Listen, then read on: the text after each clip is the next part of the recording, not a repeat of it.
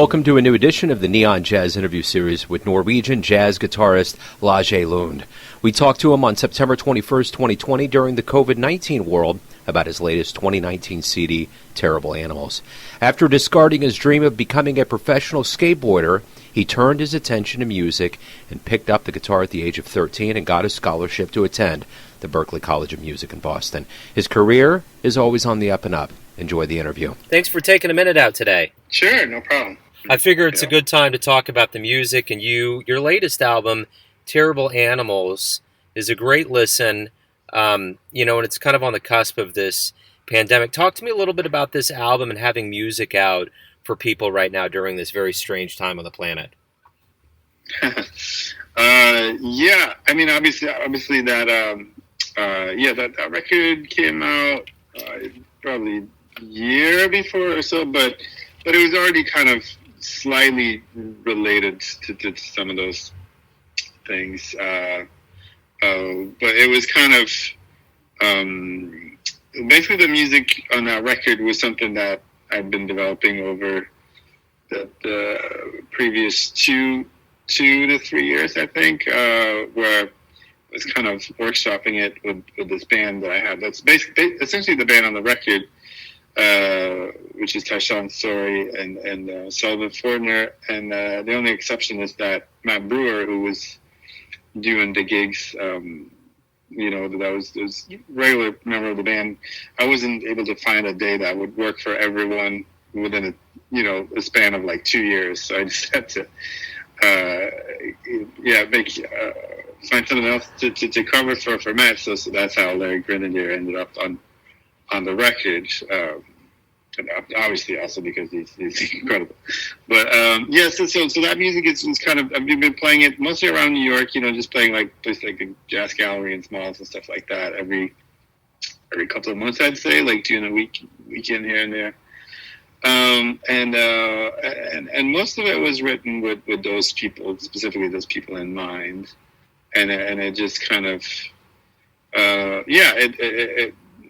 tried to write things that were pretty sort of specific, but also very open, so that they could, just go in whatever direction they wanted and play how they wanted. Because that's one of my favorite things about playing with people like that, which there aren't a lot of the people that are like really true improvisers and really, I don't really know which direction they might take a particular tune. So I try to keep it kind of specific in terms of just the character of the tune, but open in terms of the how to sort of play it, how to perform it. So you originally wanted to be a skateboarder. You gave that up, picked up the guitar. Talk to me a little bit about how you really got involved with music, more on a professional level and jazz specifically. I was a skater until my, late teens or so. And then at the same time I started playing, picking up an instrument because my friends were starting bands and stuff like that. And I also kind of needed to do something in the winter because, I was living at the time, and for substantial part of the year, it wasn't that great to just go outside and skate because it'd be pretty icy. So music kind of became like another thing that I got into and got interested in.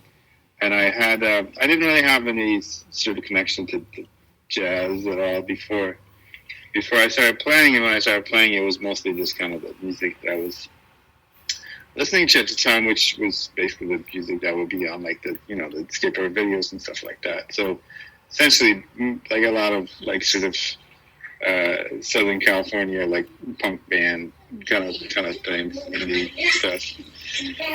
But as I started spending more time on the instrument and I started kind of slowly discovering more stuff about, harmony and rhythm and stuff like that, that kind of opened up, started going through some like guitar, player type stuff that eventually led down the path to like Pamatini and Schofield and you know, Mike Stern was one of the early ones that I kind of discovered. And then from there, I would start checking out the people or records that they talked about, you know, like Wes Montgomery or Wayne Shorter or Miles Davis, and that's kind of how it started evolving. So yeah, so by the time I was done with high school, you know, I was listening to a lot of like, you know, Kenny Garrett, Bedford Marsalis, stuff like that. Yeah, I really wanted to. I really wanted to be a musician. I don't know if I necessarily thought that I could be a jazz musician, but that's the music I was listening to and what I was kind of interested in at the time, and which is still the case, I guess. So, what makes you get up every day and make music? What do you like the best about this process? It can be very, very fulfilling. It can also be very frustrating. But I think it's just something that, you know, if I didn't do it, I would be very, very lost, you know. And it's just something, it's just like, you know, what makes you eat or sleep or something. You know, it just kind of has to be there. And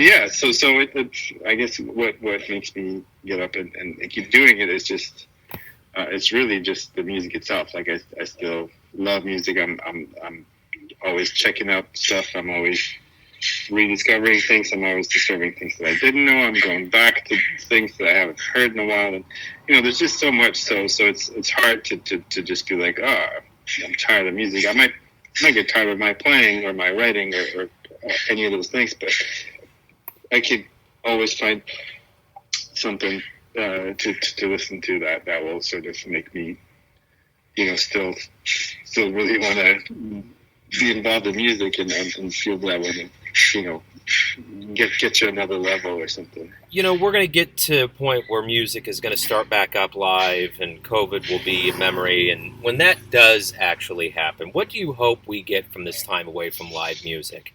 Both the audience and the musician. Yeah, that's a good question. It's an interesting question. I don't know exactly what it's going to be. I think. For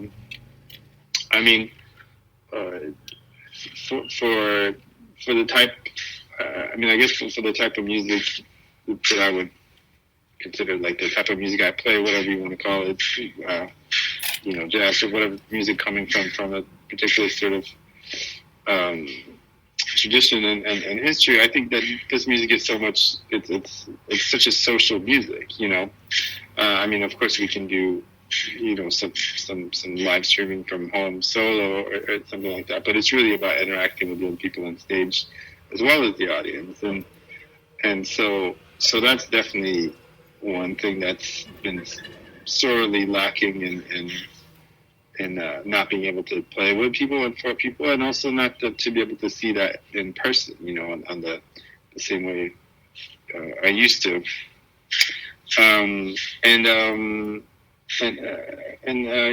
think I'm sure it will definitely have an effect on a lot of people's music, just in terms of, you know, having had this period of a shutdown. That's for a lot of people is very, very different than what their normal day to day is. You know, where it's a lot of traveling, a lot of stuff, a lot of, you know, kind of craziness. So to have to be forced to slow down a lot, I'm sure will be reflected in some of the records that will be coming out too. I would think. What was the first live jazz show you ever saw? First live jazz show. I think I saw some local things from where I grew up. You know, just like kids that were a little older, like high school kids or something. The first. I think the first one I really went to see something. We went to also to see Chick Corea Electric Band 2. I think that was, if not the first, it was definitely an early one. And then around the same time, I would say, or maybe a little later, but I remember at some point seeing Kenny Garrett with Brian Blade, Palmatini, and I guess Nat Reeves. I'd seen some other things before that, but that was like one of the first ones that just completely blew my mind. So yeah, those two are like definitely stand out. That's like some of the earlier shows that I saw. Everyone has a perception of you, your family, your friends, excuse me, your fans, but you're the one living your life. Who do you think you are? I don't know. You'd have to ask. No, I don't know. I mean, that depends on the day, I guess. Depends on my mood. Depends on whatever's been going on. But hopefully, it's someone that's evolving and changing. That's pretty much best you can hope for, I guess. Yeah. Well, let's end it there. I think I got a great view of some things about you and your life to present to the Neon Jazz audience. So thank you for taking some time out. Stay safe. Good luck with everything. My pleasure. Likewise. Yeah. Thanks for listening and tuning in to another Neon Jazz interview, where we give you a bit of insight into the finest cats in Boston, Norway, Kansas City, and spots all over the world, giving fans all that jazz. And thanks to Lage for his time, music, and story. If you want to hear more interviews, go to Famous Interviews with Joe Domino in the iTunes Store. Visit neonjazz at youtube.com, and for everything Neon Jazz all the time, go to the neonjazz.blogspot.com. Until next time, enjoy the jazz, my friends.